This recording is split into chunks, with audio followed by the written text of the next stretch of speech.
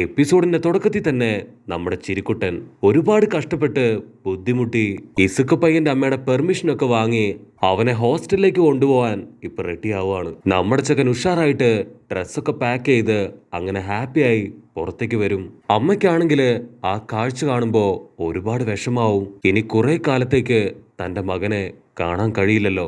അവര് 3 പേരും ഇപ്പൊ പതിയെ വീടിന് പുറത്തേക്ക് ഇറങ്ങും. അപ്പൊ ആ റോഡിലുള്ള ജനങ്ങള് ഇപ്പൊ ചിരിക്കുട്ടനെ കണ്ട് ആളുടെ അടുത്തേക്ക് ഓടി വരും. അവര് ഫോട്ടോ എടുത്തും ഓട്ടോഗ്രാഫ് വാങ്ങിയും ഇപ്പൊ ചിരിക്കുട്ടന്റെ ചുറ്റും തടിച്ചുകൂടും. ഇവിടെ ഇസുക്ക് പയ്യൻ അവന്റെ അമ്മയെ ഹഗ് ചെയ്ത് പതിയെ നടന്ന് കാറിന്റെ അടുത്തേക്ക് വരും. അങ്ങനെ ടാറ്റാ ബൈ ബൈ ഒക്കെ കൊടുത്ത് അവർ 2 പേരും ഇപ്പൊ US സ്കൂളിലേക്ക് പോകും. അവിടുന്ന് അങ്ങനെ കട്ട് ചെയ്താ ഇപ്പൊ സ്റ്റുഡൻസ് എല്ലാവരും അവരുടെ ബാഗും പെട്ടിയും എക്യുപ്മെന്റ്സും എല്ലാം പാക്ക് ചെയ്ത് അവര് താമസിക്കാൻ പോകുന്ന സ്കൂളിന്റെ പുതിയ ഹോസ്റ്റലിലേക്ക് എത്തും. ആക്ച്വലി ഈ ഒരു ഹോസ്റ്റല് അത് വെറും 3 ദിവസം കൊണ്ടാണ് പണി കഴിച്ചത്. ഇസക്ക് പയ്യന്റെ വീട്ടിൽ നിന്ന് വെറും 5 മിനിറ്റ് ഡിസ്റ്റൻസ് മാത്രമേ ഈ ഒരു ഹോസ്റ്റലിനുള്ളൂ. അങ്ങനെ സ്റ്റുഡൻസ് ഓരോരുത്തരായിട്ട് ഇപ്പൊ ഹോസ്റ്റലിലേക്ക് വന്നുകൊണ്ടേയിരിക്കുകയാണ്. അപ്പൊ അതേ സമയം US സ്കൂളിലെ പ്രിൻസിപ്പള് ആള് സ്കൂളിലെ ബാൽക്കണിയിൽ നിന്ന് ഇപ്പൊ ആ ഒരു ഹോസ്റ്റല് അത് നോക്കി നിൽക്കും. ആൾക്ക് നന്നായി അറിയാം, ഒരു ഹോസ്റ്റൽ ഉണ്ടാക്കിയതുകൊണ്ടോ സ്റ്റുഡൻസിനെ എല്ലാം അവിടെ താമസിപ്പിച്ചതുകൊണ്ടോ അവരുടെ സെക്യൂരിറ്റി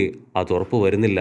നമ്മുടെ എല്ലാ പ്ലാൻസും കറക്റ്റായിട്ട് വില്ലന്മാര് സെക്കൻഡ് വെച്ച് അറിയുന്നുണ്ട്. ആ ഒരു സീക്രട്ട് സോഴ്സ് അതെന്താണെന്ന് ആദ്യം കണ്ടുപിടിക്കണം. അതുപോലെ തന്നെ ഹോസ്റ്റലിന് എത്രത്തോളം സെക്യൂരിറ്റി കൊടുക്കാവോ അത്രത്തോളം സെക്യൂരിറ്റി ഉറപ്പായിട്ടും കൊടുക്കണം. അവിടുന്ന് അങ്ങനെ ബ്ലാക്ക് ഔട്ട് ചെയ്താ ഇപ്പൊ പുതിയ ഹോസ്റ്റൽ കാണിക്കും. ഹോസ്റ്റലിന്റെ തൊട്ട് മുൻപില് സ്റ്റുഡൻസ് എല്ലാവരും ലൈനായിട്ട് നിൽക്കും. ഉടനെ ഐസമ്മ മാസ്റ്റർ ആൾ അവിടേക്ക് വന്ന് സ്റ്റുഡൻസിന് ആവശ്യമായിട്ടുള്ള ഇൻഫർമേഷൻസ്, ഇൻസ്ട്രക്ഷൻസ് അങ്ങനെ എല്ലാ കാര്യങ്ങളും കൊടുക്കാൻ തുടങ്ങും. മാസ്റ്ററിന്റെ പ്ലാൻ ആദ്യം ഇവർക്ക് കുറച്ച് ഫ്രീഡം കൊടുക്കുക, അതിനുശേഷം അവരെ നല്ല രീതിയിൽ റെസ്ട്രിക്ട് ചെയ്ത് ട്രെയിനിങ് കൊടുത്ത് വില്ലന്മാർക്ക് അവരെ തൊടാൻ പോലും കഴിയാത്ത വിധത്തില് നമ്മുടെ പിള്ളേരെ ഓരോ സൂപ്പർ ഹീറോസ് ആക്കി മാറ്റുക. ഉടനെ മാസ്റ്റർ ഇപ്പൊ സ്റ്റുഡൻസിനോട് പറയും, നമ്മുടെ ലാസ്റ്റ് ടൈം ട്രെയിനിങ്, ആ ഒരു ട്രെയിനിങ് നടത്താൻ കാരണം നിങ്ങൾക്ക് സൂപ്പർ ഹീറോ ലൈസൻസ് അതിന് അപ്ലൈ ചെയ്യാൻ വേണ്ടിയാണ്. പക്ഷെ അന്നത് നടന്നില്ല. അതുകൊണ്ട് എത്രയും പെട്ടെന്ന് ട്രെയിനിങ് എടുത്ത് നമുക്കത് സ്വന്തമാക്കണം.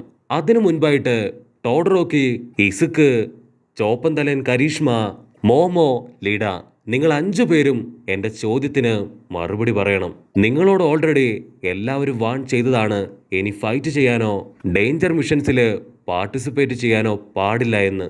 എന്നിട്ട് വീണ്ടും ആരുടെയും പെർമിഷൻ ഇല്ലാതെ ചപ്പർത്തലേനെ രക്ഷിക്കാൻ നിങ്ങൾ അവിടേക്ക് വന്നു.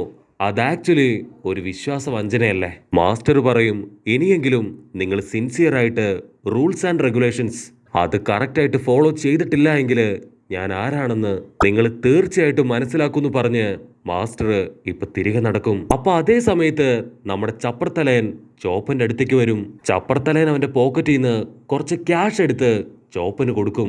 ആക്ച്വലി നീ എനിക്ക് വേണ്ടി ഒരുപാട് കഷ്ടപ്പെട്ടു, മാത്രമല്ല നിന്റെ സേവിങ്സ് പോലും ചെലവാക്കി എന്നെ രക്ഷപ്പെടുത്താൻ ഒരുപാട് ഗാഡ്ജറ്റ്സ് വാങ്ങി. അതുകൊണ്ട് ദയവ് ചെയ്ത് ഈ ഒരു എമൗണ്ട് അത് നീ വാങ്ങണം, അല്ലെങ്കിൽ എനിക്ക് വിഷമാവെന്ന് പറഞ്ഞ് ആ ഒരു ക്യാഷ് അവന് കൊടുത്ത് ചപ്പർത്തലയൻ അവനിപ്പോ ഹോസ്റ്റലിലേക്ക് പോവും. നമ്മുടെ ചോപ്പനാണെങ്കിൽ ഒരുപാട് ഹാപ്പി ആവും. അവൻ ആ ക്യാഷ് വെച്ച് അവന്റെ ഫ്രണ്ട്സിന് ചെലവ് ചെയ്യാൻ തുടങ്ങും. ഇവിടെ ഹോസ്റ്റലിനകത്ത് സ്റ്റുഡൻസ് എല്ലാവരും ആ ഹോസ്റ്റല് അത് മുഴുവനായിട്ടും ഇപ്പൊ ചുറ്റി നടന്ന് കാണും.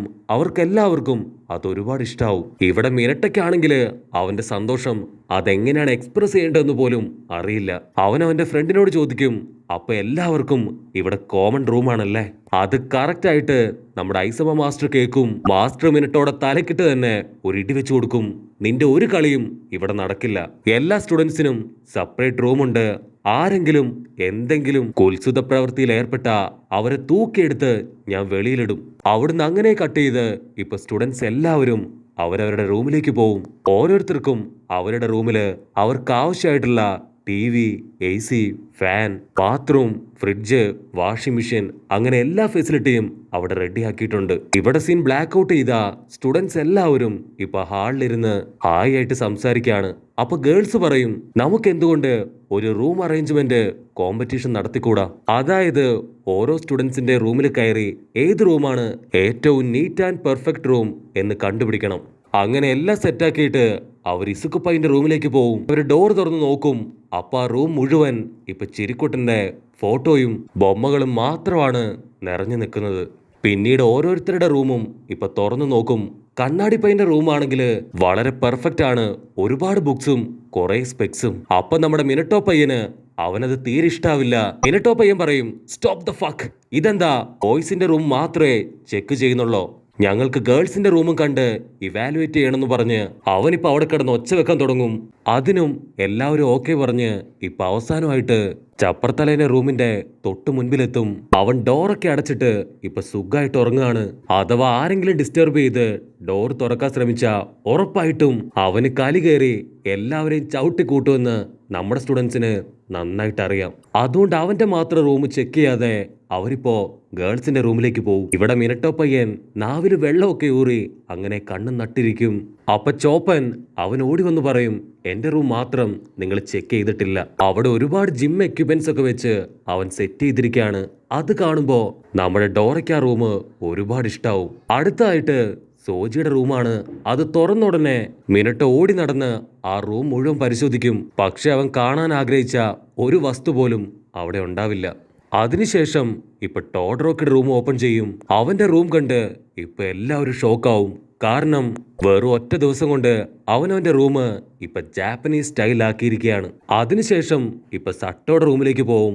അവിടെ അവൻ ഒരുപാട് കേക്കൊക്കെ ഓൾറെഡി ഉണ്ടാക്കി വെച്ചിരിക്കും. അത് കണ്ട് പെൺപിള്ളേര് ആ കേക്കൊക്കെ എടുത്ത് കഴിക്കും. അതിന്റെ ടേസ്റ്റ് സഹിക്കാൻ വയ്യാതെ പെൺകുട്ടികളെല്ലാവരും ഇപ്പൊ അവനെ പുകഴ്ത്താൻ തുടങ്ങും. ഒരു സെക്കൻഡ് അവൻ തന്നെ ഷോക്കായി പോവും, ഇതൊക്കെ അവൻ തന്നെ ഉണ്ടാക്കിയതാണോന്ന്. അടുത്തതായിട്ട് ജിറോയുടെ റൂമാണ്. അവിടെ മുഴുവൻ ഒരുപാട് മ്യൂസിക് ഇൻസ്ട്രുമെന്റ്സ് ഒക്കെ വെച്ച് ഇപ്പൊ അടിപൊളിയാക്കി സെറ്റ് ചെയ്തിരിക്കുകയാണ്. അടുത്തതായിട്ട് ഇൻവിസിബിൾ ഗേള്, അവളുടെ റൂം പക്ക ഒരു ഗേൾസിന്റെ റൂം പോലെ അടിപൊളിയായിട്ട് സെറ്റ് ചെയ്തിരിക്കുകയാണ്. മിനട്ടോ പയ്യൻ എന്തെങ്കിലും സംഗതി കിട്ടുമോന്നറിയാൻ അവിടെ സ്മെല്ല് ചെയ്തൊക്കെ നോക്കും. പക്ഷെ അവനൊന്നും കിട്ടില്ല. അടുത്തത് അഷീറോയുടെ റൂം. അവളുടെ റൂമും നോർമൽ ആയിരിക്കും. അതിനുശേഷം ഡോറയുടെ റൂം, അതും ഒരു ഓർഡിനറി സെറ്റപ്പ് ആയിരിക്കും. അടുത്തതായിട്ട് പ്രോഫിയുടെ റൂം. അതിന് ഡോറ പറയും അവക്ക് ആക്ച്വലി നല്ല സുഖമില്ല. അവളുടെ റൂം അത് പിന്നെ നോക്കാന്ന് പറഞ്ഞ് ഇപ്പൊ മോമോയുടെ റൂമിലേക്ക് പോവും. അപ്പൊ പ്രോഫി പെണ്ണ് അവള് നൈസായിട്ട് ഡോറ് തുറന്ന് പുറത്തേക്ക് നോക്കും. കട്ട് ചെയ്ത നമ്മുടെ ആൾക്കാര് ഇപ്പൊ മോമോയുടെ റൂം കണ്ട് ഷോക്കാവും. ആക്ച്വലി അവള് വമ്പൻ റിച്ച് ആണ്. അതുപോലെ തന്നെയാണ് അവളുടെ റൂമും സെറ്റ് ചെയ്തിരിക്കുന്നത്. എല്ലാവരും കണ്ണു തള്ളി അവളുടെ റൂമും ഫർണിച്ചേഴ്സും സെറ്റപ്പും അങ്ങനെ എല്ലാ കാര്യങ്ങളും നോക്കി നിൽക്കും. അവിടുന്ന് അങ്ങനെ കട്ട് ചെയ്ത് റൂംസ് എല്ലാം ചെക്ക് ചെയ്ത് സ്റ്റുഡൻസ് എല്ലാവരും അവരുടെ വോട്ട് രേഖപ്പെടുത്തും. അതിലൊരാൾക്ക് മാത്രം 5 വോട്ടുണ്ടാവും. ആളാണ് ഈ ഒരു ഗെയിമില് വിന്നറ്. അത് മറ്റാരുമല്ല, നമ്മുടെ കേക്ക് ഉണ്ടാക്കി കൊടുത്ത സട്ടോമി പയ്യൻ. അത് കേട്ട് എല്ലാവരും ഷോക്കാവും. അങ്ങനെ ചിരിയും കളിയും ഗെയിമൊക്കെ കഴിഞ്ഞ് എല്ലാവരും ഉറങ്ങാനായിട്ട് അവരവരുടെ റൂമിലേക്ക് പോവും. അപ്പൊ ഡോറ അവൾ ഇസുക്കിനെയും ടോഡ്രോക്കിനെയും ചോപ്പനെയും കണ്ണാടിപ്പയ്യനെയും ഇവർ 4 പേരെയും വിളിച്ച് ഇപ്പൊ പ്രോഫിയുടെ അടുത്തേക്ക് വരും. അവൾ ഒരുപാട് വിഷമത്തില് ഇപ്പൊ തല കുനിച്ചു നിൽക്കുകയാണ്. അവള് പറയും, നിങ്ങൾ ഒരിക്കലും ഒരപകടത്തിൽ ചെന്ന് വീഴാൻ പാടില്ല എന്ന് കരുതിയാണ് ചപ്പർത്തലേനെ രക്ഷിക്കാൻ നിങ്ങൾ പ്ലാൻ ചെയ്തപ്പോ ഞാൻ അതിനെ എതിർത്ത് സംസാരിച്ചത്. ദയവ് ചെയ്ത് എന്നോട് ക്ഷമിക്കണം. അവൾ അത്രയും പറഞ്ഞ് ഇപ്പൊ പൊട്ടിക്കരയാണ്. അത് കണ്ട് ഡോറ അവളുടെ പുറത്ത് തട്ടി ഇപ്പൊ ആശ്വസിപ്പിക്കും. അത് കണ്ട് നമ്മുടെ ചെക്കന്മാരും അവളെ ആശ്വസിപ്പിക്കുന്നതോട് കൂടെ ഈ ഒരു എപ്പിസോഡും അവസാനിക്കുന്നു. എപ്പിസോഡ് ഇഷ്ടപ്പെടുകയാണെങ്കിൽ തീർച്ചയായിട്ടും ലൈക്ക് ചെയ്യാനും കമന്റ് ചെയ്യാനും ഷെയർ ചെയ്യാനും മറക്കല്ലേ. അടുത്തൊരു അടിപൊളി എപ്പിസോഡായിട്ട് കാണുന്നവരെ ഇറ്റ്സ് മീ വിത്ത് ഗോ പൊളി.